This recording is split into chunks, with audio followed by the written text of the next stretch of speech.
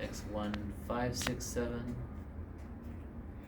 which is equivalent to x2, 3, 4. It's actually weight 3 error. x1, 4, 5, 6, 7, which is equivalent to x2, 3. So those are the higher weight errors that can occur from a single x file. So to make this fault tolerant, we need some method of catching, some circuit that would catch all of these. Can we do it?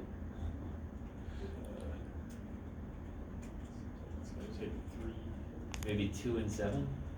Or 3 and 7? What about this? So I'll do, I'll add, to check it, I'll add a cat 0 here, and then I'll do a C0 gate from 3 to 8, from 7 to 8, and I'll measure this, and I'll post-select on getting 0. I'll condition on getting the measurement to be 0. And the claim is, so if there's no faults, everything's fine, because these should be the same, and you should measure 0. But if there is a fault, and it causes one of these bad errors, it will be caught. Yeah. Right? Yeah. Yeah. It will be caught, and the reason I'm doing these, like, if I chose like 6, 7, if instead of 3, 7 I did 6, 7, that would catch this, but it wouldn't catch that, because then both of these X errors would trigger and they cancel out and you wouldn't see it. So in this case, I can do it with just one check.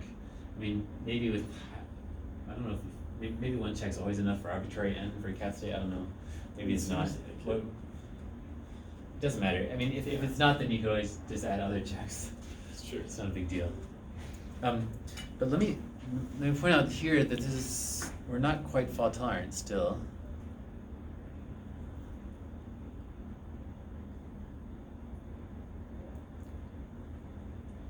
So what do I mean? Well, one thing is we haven't actually defined what fault tolerant means. Yeah, wait, and one. So that's a problem, but I want to get around to that. But I mean, there's many different definitions. That's why I'm not trying to start with it. But so here, the issue is that what we've shown is that a single fault, if this state survives and there's a most one fault, then the error has weight most 1. Okay. But what else could happen? You could have 2 faults occurring, Yeah, and have a weight 3 error on the output. That would also be bad. And so, or you could have 3 faults occur and a weight 4 error on the output.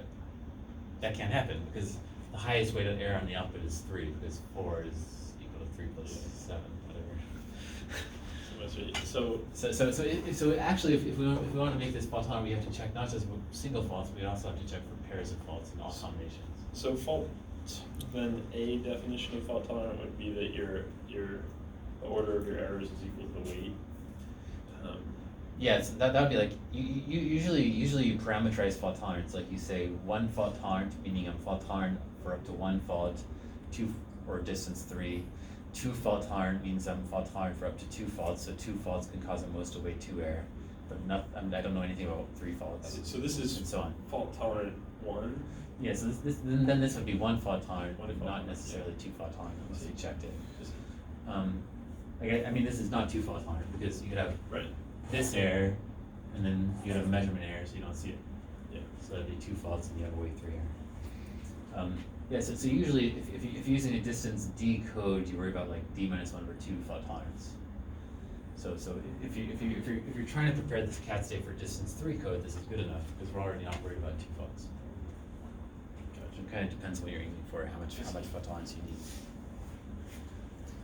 We don't have any practical fault tolerant, or can you? I mean, we don't have any, like, you can't go on IBM and implement, like, well, you could you implement fault tolerance